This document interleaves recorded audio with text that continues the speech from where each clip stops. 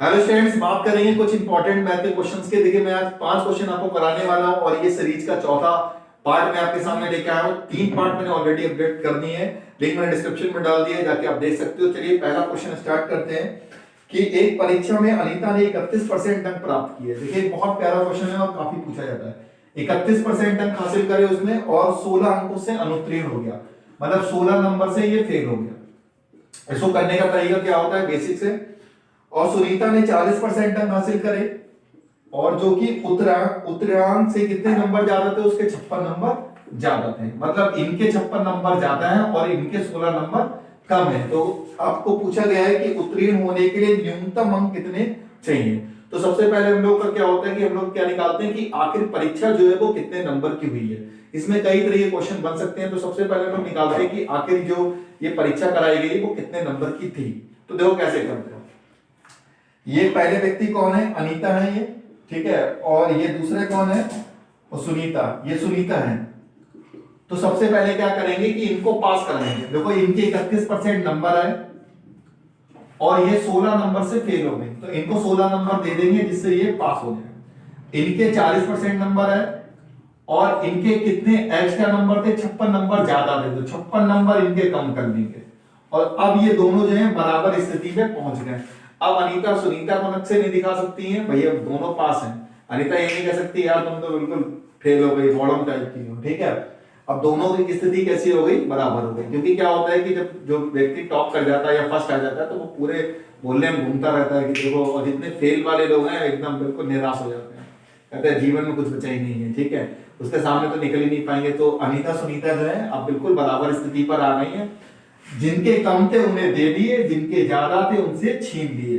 अब परसेंटेज एक तरफ और नंबर एक तरफ, 16 इधर माइनस में 56 इधर आएगा तो 56 हो जाएगा, और ये 40 और माइनस का 31, तो 56 और 6 6 12 से लगा 1 5 और 6 1 7 72, और इधर कितना बचा 9%। तो 9% की वैल्यू किसके बराबर है, 72 के। तो 9 8 72। तो हम कह सकते हैं कि 1% की वैल्यू 9 8 72, यहां बचा 1% की वैल्यू कितनी आ गई 8। हमें निकालना कितना है 100%, क्योंकि 100% क्या होता है कि टोटल मानते हैं। तो 100 2 जीरो यहां बढ़ा लिए, 2 जीरो यहां। इसका मतलब ये हुआ कि जो एग्जाम कराया गया वो 800 नंबर का था। अब हमें निकालना है कि उत्तीर्ण होने के लिए न्यूनतम अंक कितने चाहिए। तो चलिए किसी से भी निकाल दे, चलिए अनीता से निकाल देते हैं। अनीता के 800 में से कितने नंबर आए, 31%, 31 बटे 100 करेंगे। 2 जीरो से 2 जीरो कट गए, 8 एकम 8 और 8 तिया 24, 248 नंबर बेचारी के आए थे, वो फेल हो गई थी अनीता, और 16 अंकों से फेल हुई थी। तो 16 नंबर दे दो इनको, 8 14 से 264। इसका मतलब 264 नंबर अगर हैं तो वो बच्चे को पास मान लिया जाएगा। तो आंसर क्या हो जाएगा कि कम से कम बेटा 264 नंबर आपको लाने पड़ेंगे, तब आपको पास माना जाएगा। अच्छा, एक क्वेश्चन मैं अपनी तरफ से आपको बना के दे रहा हूं कि बताइए कितने प्रतिशत नंबर होने चाहिए जिससे वो बच्चा पास माना जाए। तो 264 नंबर होने चाहिए तो पास माना जाएगा। टोटल कितने का, 800 का। तो 800 को डिवाइड मारेंगे और गुणा 100 करेंगे। 2 जीरो से 2 जीरो कट गया, 8 तिया 24, 2 बचा कितना हो गया 24, ठीक है। तो 8 तिया 24, इसका मतलब 33% अगर बच्चे के नंबर है तो वो प्रतिशत में पास माना जाएगा। 3 क्वेश्चन बनते हैं कि टोटल कितने का होगा, परीक्षा कितने नंबर की हुई, न्यूनतम कितने नंबर चाहिए पास होने के लिए, और कितने प्रतिशत नंबर चाहिए जिससे वो पास माना जाए। तो तीनों टाइप के मैंने क्वेश्चन आपको करा दिए। चलते हैं नेक्स्ट क्वेश्चन पे। नेक्स्ट क्वेश्चन पे आपको दे रखा है कि x प्लस वाई कितना होगा 12, x प्लस वाई कितना हो जाएगा 12, y प्लस जेड आपको दे रखा है कितना हो जाएगा 15, और z प्लस x कितना दे रखा है आपको 18। और आपसे फाइंड कराया, पूछा गया आपसे x plus Y plus Z बताइए। जब भी आपसे ऐसा पूछा जाए या आपको ऐसी शक्ल दिख जाए, ऐसा क्वेश्चन दिख जाए इस तरीके का, तो आपको हमेशा क्या करना है, जोड़ लेना है। तो x यहां पर है, x यहां पे जुड़ गया, कितना हो गया 2x हो गया, y और y कितना हो गया 2y, और z और z 2z हो गया। अब जोड़ लीजिए, 8 2 10 और 5 15, हासिल लगा 1 1 2 3 और 1 4, कितना हो गया 45। अब ऐसी स्थिति में आ गई तो 2 आप कॉमन ले लो, तो x plus Y plus Z बराबर कितना हो गया 45। अब ये 2 जो है वो कहां चला जाएगा, बटे में चला जाएगा। तो x plus Y plus Z बराबर 45 बटे 2। 45 बटे 2 क्या लिख सकते हैं 22.5। ये आपका क्या हो जाएगा आंसर हो जाएगा। बहुत अच्छा क्वेश्चन है, बस आपको ध्यान क्या रखना है कि x plus Y plus Y plus Z में हमेशा क्या करना है, आपको जोड़ना है। चलते हैं नेक्स्ट क्वेश्चन पे। 9800 रुपए की धनराशि को एक वर्ष के लिए 10% वार्षिक ब्याज पर निवेश किया गया। मतलब जो धनराशि है आपका प्रिंसिपल है वो 9800 है और रेट ऑफ इंटरेस्ट जो है वो आपका कितना है 10% है और टाइम जो है वो 1 ईयर का दे रखा है। अब आगे क्या कहा गया है, जो चक्रवृद्धि ब्याज, अच्छा चक्रवृद्धि ब्याज है जो अर्धवार्षिक रूप से संयोजित किया जाता है, वर्ष के अंत में देय ब्याज क्या होगा। जो चक्रवृद्धि ब्याज में निकालना है और ये जो ब्याज है वो आपका अर्धवार्षिक है। अर्धवार्षिक का मतलब होता है 6 महीने, एक साल में 2 बार।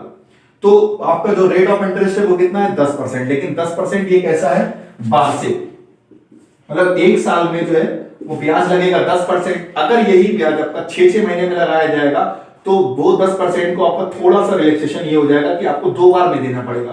तो 10% अगर आप 2 बार में दोगे तो पहली बार 5% दोगे और दूसरी बार भी 5% दोगे।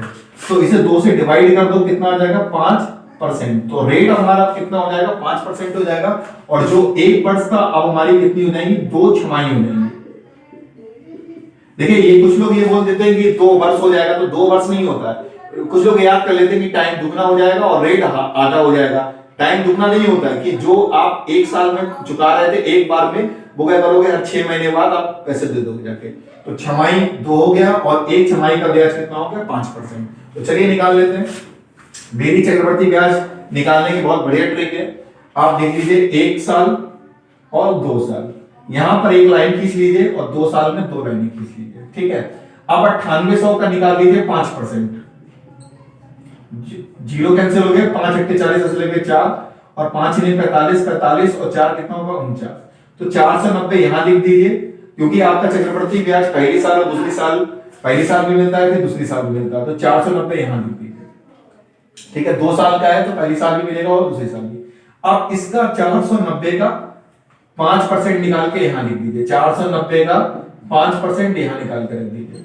जीरो से जीरो कैंसिल हो गया, 5 ने 45 5 ऐसे लगे 4 5 को 20 और 4 24 और नीचे कौन चल रहा है 10, तो कितना हो जाएगा 24.5। ध्यान रखिएगा कि आपको पहला 5% निकाल 9800 का निकाल के यहां लिखना है, यहां लिखना है, फिर यहां जो लिखेंगे वो यहां का जो आएगा आपका ब्याज, क्योंकि पहली साल का ब्याज दूसरी साल में चला जाता है चक्रवृद्धि ब्याज में। तो 5% निकाल के यहां लिख दीजिएगा। अब सबको जोड़ लीजिए, अब इसको मैं हटा देता हूं, ठीक है।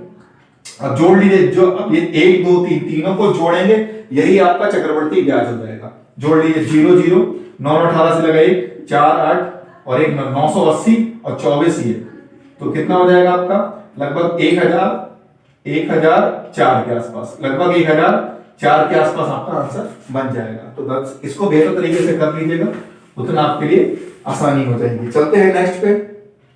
आपको दे रखा है कि साइन है और 1 + tan है और प्लस cos है और 1 + cot है। इसका मान आपको बताना है।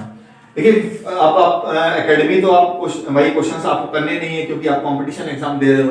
तो क्या करो, आप यहाँ पे a की वैल्यू कुछ भी रख दीजिए, 45 डिग्री रख दीजिए, बस 90 डिग्री मत रखना, क्योंकि tan 90 की वैल्यू होती है इनफाइनाइट, आपको प्रॉब्लम होगी।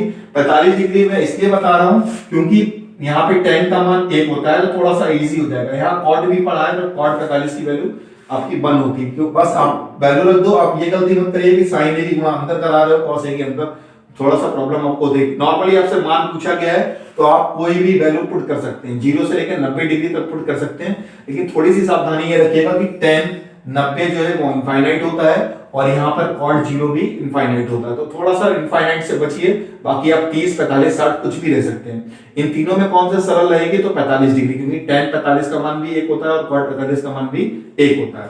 तो चलिए रख लेते हैं, या मैं a की जगह 45 डिग्री रख रहा हूं, तो sin 45 1/√2, यहां पर 45 रखा तो tan 45 की वैल्यू 1 होती है और 1 और 1 2 हो गया, प्लस cos यहां पे 1/√2 और यहां पे भी 1, तो कितना हो गया 2, तो 2/√2 और प्लस 2/√2, √2 एलसीएम चला गया तो ये कितना हो गया 2 2 4, तो आंसर कितना हो जाएगा आपका 4√2। ज्यादा है तो √2 हटा लीजिए, √2 के ऊपर गुणा √2 के नीचे गुणा, तो 4√2 और √2 कितना हो जाएगा 2, 2 से काट दीजिए तो 2√2 आंसर आपका हो जाएगा। अच्छा क्वेश्चन है, आपको ट्रिग्नोमेट्री की वैल्यूज अच्छे से याद होने चाहिए, तभी आप इसको अच्छे से कर पाएंगे। चलते हैं एक और क्वेश्चन लेते हैं, जिससे आप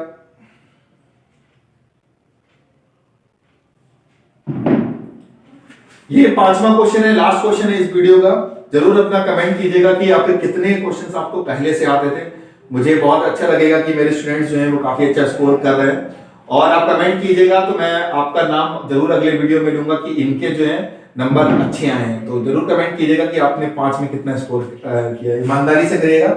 एक वस्तु को 1754 में बेचने पर अर्जित लाभ उस वस्तु के 1492 बेचने पर हुई हानि के समान है, तब उस वस्तु का क्रय मूल्य बताइए। तो मैं सबसे पहले आपको शॉर्ट ट्रिक बताने वाला हूं। जब लाभ हानि के बराबर हो, मतलब एक बार आपने कुछ वस्तु बेची, आपको लाभ हुआ, दूसरी बार किसी वस्तु को बेचा, तो लाभ और हानि आपस में क्या हो, बराबर हो, और आपसे क्रय मूल्य पूछा जाए, तो आपको क्रय मूल्य कैसे निकालना है, ये दोनों को जोड़ देना है। 1754 प्लस 1492 और 2 से भाग कर देना है, बस ये आपका आंसर आ जाएगा। जैसे 4 और 2 6, 9 5 14 से लगा 1, 7 और 4 11 11 और 12 से लगा 1 1 2 और 1 3। अब बस 2 से आप भाग कर दीजिए, तो 1 कम 2, 1 बचा, 2 6 12, 2 दूनी 4, 2 3 16 23 आपका क्या हो जाएगा आंसर। ये तो शॉर्ट ट्रिक हो गई। अब चलिए मैं आपको बता रहा हूं इसका बेसिक क्या होता है। लाभ और हानि, लाभ कब होगा आपको, जब विक्रय में से क्रय घट जाएगा, मतलब एसपी माइनस सीपी हो जाएगा, एसपी माइनस सीपी हो जाएगा। और हानि कब होगी, जब क्रय में से विक्रय घट जाएगा, मतलब महंगी खरीदी और सस्ती बेची, तो आपको क्या हो जाएगा हानि। तो विक्रय एक तरफ और क्रय एक तरफ। विक्रय देखो इसका क्या है, एक वस्तु को 1754 में बेचने पर विक्रय अलग अलग है, लेकिन क्रय जो है वो एक ही है। तो 1754 में बेच लीजिए, 1754 में बेची, क्रय मान लिया हमने x, और यहां पर इसको क्रय मान लिया x, माइनस विक्रय मूल्य कितना है 1492। देखो एक ही वस्तु है, पहले इसको 1754 को बेचा और उसी वस्तु को फिर दोबारा 1492 रुपए में बेचा। वस्तु एक ही है तो हमने नॉर्मल बात है एक ही दाम पर खरीदी होगी। तो बस अब ये इधर आ जाएगा 1754, 1492 इधर आ जाएगा, और ये x है, ये माइनस का x इधर जाएगा तो प्लस का x हो जाएगा। दोनों को जोड़ लीजिए, 4 2 6, 9 5 14 से लगाए 7 4 11 12 से लगाए 1 2 3 35 46, इधर x x 2x हो जाएगा, x बराबर 32 46 बटे 2। तो भाई आपकी चीज आ जाएगी। इसको शॉर्ट ट्रिक में एक करना है, दोनों को जोड़ना है और 2 से भाग कर देना है। तो ये 5 क्वेश्चन है, आप लोग जरूर अपना कमेंट करिएगा कि कितना क्या स्कोर रहा है। मैं अगले वीडियो में आपका जरूर नाम लूंगा। तो मिलता हूं नेक्स्ट वीडियो में और अपडेट्स के साथ और अच्छे क्वेश्चंस के साथ। तब तक चैनल को सब्सक्राइब कर लीजिए और प्लेलिस्ट को जाकर अच्छे से वॉच कर लीजिए। तो मिलता हूं।